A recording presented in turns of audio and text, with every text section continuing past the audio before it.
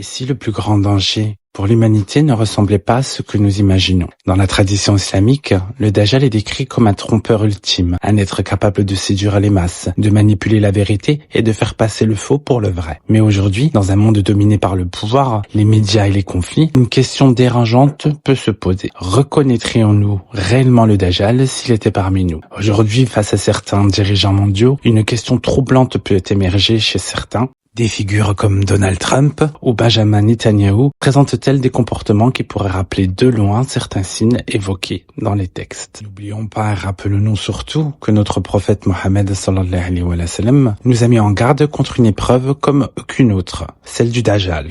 Un trompeur capable de séduire les foules, de contrôler les esprits et de faire passer le faux pour la vérité. Il ne viendra pas forcément comme un monstre, comme on peut le supposer ou l'entendre parfois, mais comme une figure de pouvoir, d'influence, quelqu'un que les gens suivent sans même s'en rendre compte. Quand on observe certaines figures du pouvoir mondial comme Donald Trump ou Benjamin Netanyahu, leurs décisions, leur influence et certains comportements peuvent nous amener à nous interroger. Ces deux dirigeants sont tout de même à l'initiative de colonisation de terres, de guerres contre l'Irak ou aujourd'hui contre l'Iran, et que d'autres peuples, d'autres dirigeants tels que beaucoup de pays en Europe les suivent sans même se poser de questions, jusqu'à même faire passer les gentils pour des méchants et les méchants pour des gentils. Le Dajjal n'est pas mentionné dans le Coran, mais il est largement décrit dans les hadiths authentiques de la Sunna du prophète Mohammed sallallahu alayhi wa sallam. De ce fait, nous en avons une description assez détaillée. Voyons lequel de ces deux personnages, Donald Trump ou Netanyahu, se rapprocherait le plus du comportement diabolique du Dajjal. Voyons-en sa description dans la Sunna. Tout d'abord, les hadiths précisent que le Dajjal sera une grande épreuve et un avertissement. Le prophète Mohammed sallallahu alayhi wa sallam a dit que la fitna, épreuve du Dajjal, serait la plus grande depuis Adam et qu'il a mis en garde sa communauté contre lui. Par sa communauté, nous entendons bien les musulmans. Il y a un autre signe de mécréance sur son front, précisé dans les hadiths.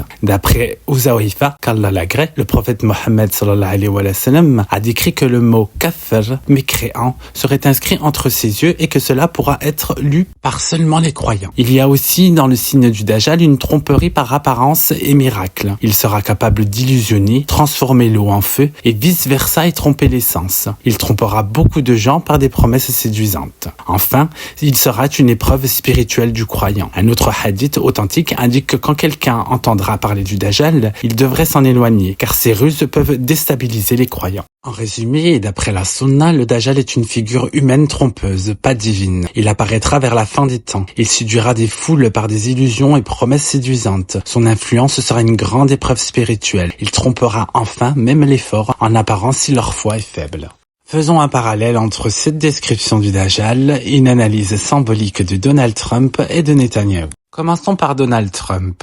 Concernant la tromperie et la désinformation, Trump a diffusé de nombreuses déclarations contestées ou fausses, notamment sur les élections de 2020, ce qui a semé la confusion politique. À plusieurs reprises, ces discours ont été qualifiés de trompeurs, même par des institutions indépendantes. Ce sont des faits largement documentés par les médias internationaux. Si on fait un parallèle islamique à tout cela, comme le Dajjal, il a diffusé des mensonges qui ont trompé une grande partie des gens en mélangeant vérité partielle et erreur, ce qu'on peut symboliquement rapprocher des illusions du Dajjal. Ensuite, concernant la polarisation sociale et la division, Trump a profondément divisé les États-Unis, provoquant tensions sociales majeures. Au Capitole 2021, le discours qui était clivant. Son approche renforce l'opposition et crée des camps antagonistes. Le parallèle islamique que nous pouvons faire, le Dajjal, selon les hadiths, crée de grandes épreuves et divisions spirituelles. Les gens doutent, sont tirés dans plusieurs directions. Ensuite, les promesses séduisantes et l'illusion, caractère très fort du Dajjal. Trump a promis des miracles économiques et des solutions simplistes à des problèmes complexes, ce qui a attiré des millions de partisans malgré des critiques nombreuses. Le parallèle islamique que nous pouvons encore une fois faire, le Dajjal est décrit comme un menteur séduisant par des promesses séduisantes qui semblent bonnes mais sont trompeuses. Les conséquences humaines, la tribulation, certaines décisions politiques étrangères, reconnaissance de Jérusalem par exemple, ont fait monter les tensions au Moyen-Orient, augmentant la souffrance de certaines populations civiles dans des contextes de conflit. Ce sont des faits attestés par des organisations encore internationales. Là, ici, Donald Trump, symboliquement, c'est le type d'impact qui peut correspondre à l'idée d'une épreuve mondiale majeure liée à la tromperie, la division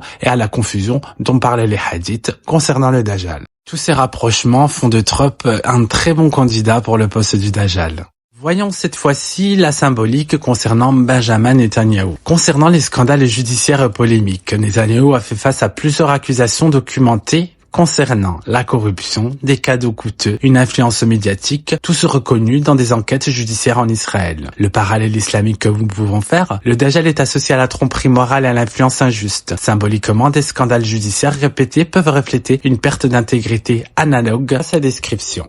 Du point de vue politique, militaire et souffrance civile, sous Netanyahou, il y a eu des opérations militaires à Gaza avec perte de nombreuses vies civiles, observées par des organisations internationales. Et comme ayant comme spectateur le monde entier, n'oublions pas le génocide qui se passe actuellement dans la bande de Gaza. Sous Netanyahou, c'est aussi l'expansion des colonies, mais aussi le maintien du blocus. Ces faits sont des conséquences humaines directes largement documentées.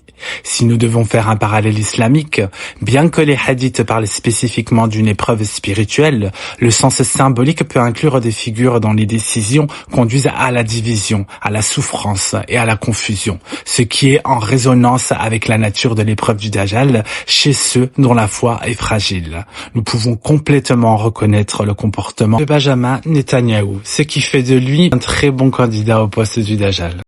Trump et Netanyahou, indéniablement, symboliquement, partagent certains aspects parallèles à ces descriptions que nous avons pu voir du Dajjal. Non pas comme une identité religieuse réelle d'antéchrist, mais comme ayant des traits contemporains de division, de mensonges, d'illusions et d'impact humain majeur. Cette interprétation est symbolique et métaphorique, bien sûr, fondée sur des analogies entre des contextes sociopolitiques modernes et certains éléments des descriptions prophétiques que nous avons pu faire du Dajjal.